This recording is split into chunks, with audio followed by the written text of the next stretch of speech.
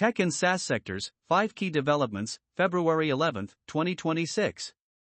The first weeks of February 2026 have seen major upheavals across the tech and software as a service, SaaS, industries. From a multi-billion-dollar stock rout provoked by AI-driven market fears, to corporate shakeups and policy shifts, these events underscore how the rise of generative AI is forcing rapid changes in business strategy and infrastructure. Below is a comprehensive news report covering 5 key developments, each with analysis of its causes and strategic implications for the sector. Headline: Key details. Companies involved. Strategic implications. SaaSpocalypse 2026, Wall Street slashes software valuations. A rapid 3-day sell-off, February 3 to 5, 2026, erased $300 billion in SaaS companies' market capitalization, markets.fi, ontent.com. Triggered by new AI tools, e.g. Anthropic's Claude Cowork agent for legal workflows, that sparked fears AI could replace many software tools, CNBC.com, INC.com, investors dumped software stocks en masse. Morgan Stanley warned about the $235 billion in outstanding software industry loans, almost half rated B or below, with 46% coming due by 2030, and cautioned that rising interest rates and falling cash flows could turn many firms into zombies unable to refinance debt, markets.fi, ontent.com. Meanwhile, CIO surveys showed IT budgets plateauing, 2026 tech spending growth is slowing to 3.4%, and funds are shifting from SaaS applications to cover surging AI compute costs in a $600 billion AI infrastructure boom, markets.fi, ontent.com. With enterprises reallocating budgets toward AI hardware and generative AI agent platforms, confidence in traditional subscription software models has been shaken, markets.fi, ontent.com. Seat-based software providers were hit hardest. For example, Salesforce's stock plunged 26% on fears that agentic AI could automate sales tasks and shrink the market for per-user licenses, markets.fi, ontent.com. Other cloud software leaders like Adobe, HubSpot, and Workday also saw double-digit stock declines, inc.com. Major enterprise SaaS vendors, e.g. Salesforce, Adobe, ServiceNow, Workday, etc., Morgan Stanley analysts, enterprise CIOs, AI firms, e.g. Anthropic, OpenAI. The panic signaled a reckoning for the SaaS business model. Generative AI agents are forcing software firms to rethink their value proposition. Companies fear that one AI system could handle tasks across multiple specialized apps, AI505.com, undermining the per-seat subscription model. Enterprises are consolidating their spending, cutting non-essential SaaS subscriptions in favor of investing in AI capabilities and the infrastructure, GPUs, data centers, to support them, markets.fi, ontent.com, markets.fi, ontent.com. Analysts note this AI substitution effect places long-term pressure on software vendors' revenue and pricing power, CNBC.com. Highly leveraged SaaS firms are particularly vulnerable. Half of software industry loans carry junk credit ratings and many must refinance by 2030, raising risk of defaults if higher interest rates coincide with declining cash flows, markets.fi, ontent.com. Going forward, SaaS providers will need to adapt pricing models, e.g. move from per-user licenses to usage or outcome-based pricing, markets.fi, ontent.com, and differentiate their products with indispensable AI-driven features. We also expect to see industry consolidation as larger, cash-rich tech companies, like Microsoft or Oracle, may acquire weaker SaaS players or AI startups at bargain prices, markets.fi, ontent.com. In short, the SaaSpocalypse highlights an inflection point. Only software platforms that can coexist with, or harness, generative AI will sustain their valuations, while others face a period of painful realignment. Microsoft tests superconducting power lines for AI data centers. Microsoft is piloting high-temperature superconducting, HTS, power cables in its data centers to address the massive power demands of AI supercomputing. The company reports that recent trials of HTS zero-resistance cables delivered the same electricity as traditional copper lines while using far less physical space, dramatically increasing power density in the data center. As Microsoft's Ham Alyssa explains, the technology helps scale power density without expanding our physical footprint and can shrink the size of power delivery infrastructure, lowering community impact from new data center projects. This innovation comes as AI data centers' energy needs are skyrocketing. U.S. government research projects that by 2028, data centers may consume 12% of U.S. electricity, triple their share from 2024. Microsoft, like other cloud providers, faces challenges securing enough power for its expanding AI cloud regions due to aging electric grids and slow permitting for new power lines. In response, Microsoft has invested in companies like VIR, which recently tested a 3 megawatt HTS cable that is 10 times smaller and lighter than a conventional conductor, demonstrating the potential to dramatically shrink data centers' power infrastructure footprint. Microsoft, leading the HTS Data Center Initiative, VIR, MS-backed startup developing superconducting cables, power industry researchers, local communities near data centers. If successful, superconducting power lines could revolutionize data center design. The ability to transmit huge power loads with minimal losses and space requirements would allow cloud providers to add AI computing capacity faster and in tighter spaces, since fewer or smaller substations and cables are needed on site. This would help overcome power delivery bottlenecks that currently limit AI infrastructure expansion. It also addresses environmental and community concerns. Smaller power infrastructure means less land use and visual impact, potentially easing local opposition to new data centers.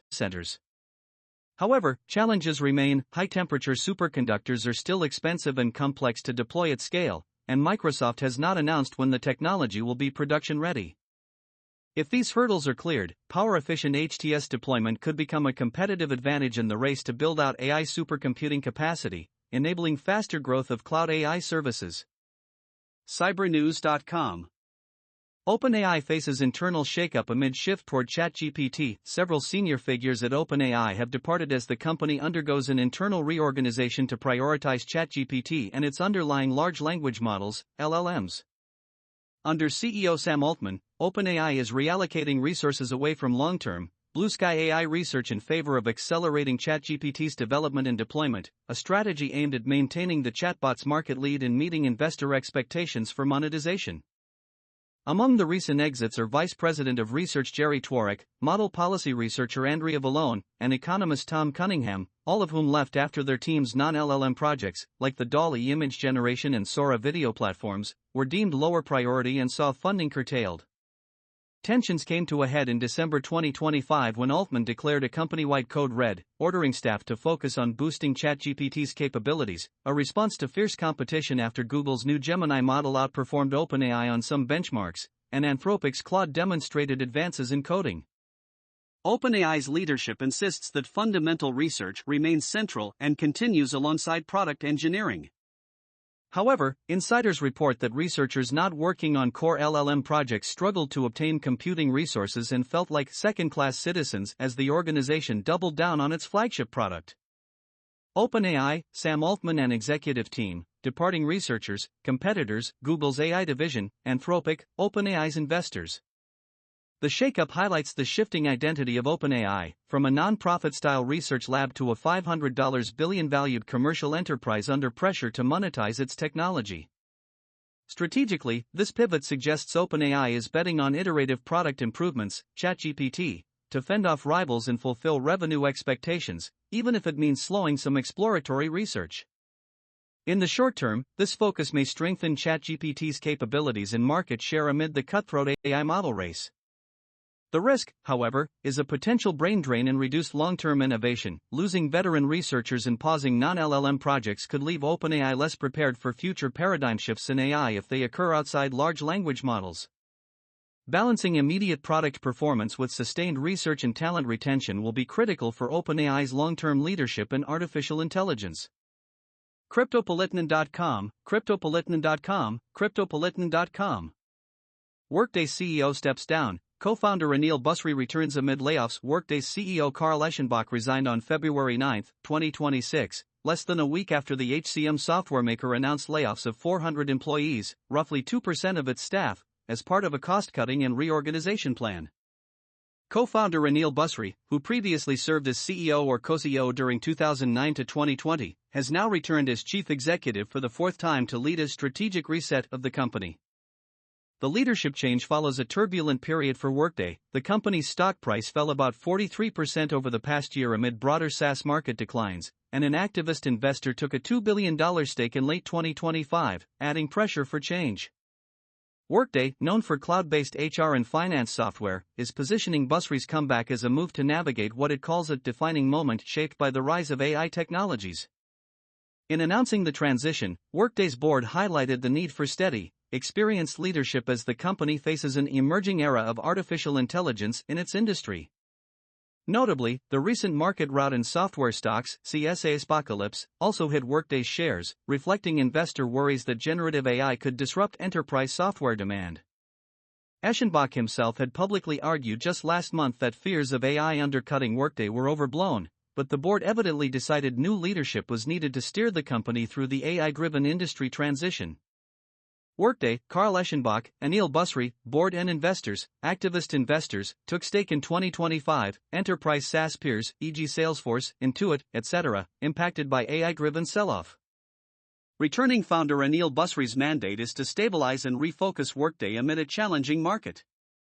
Strategically, his reappointment suggests that Workday will double down on innovation and AI integration in its products. Busri asserts that AI is a bigger transformation than SaaS, and it will define the next generation of market leaders.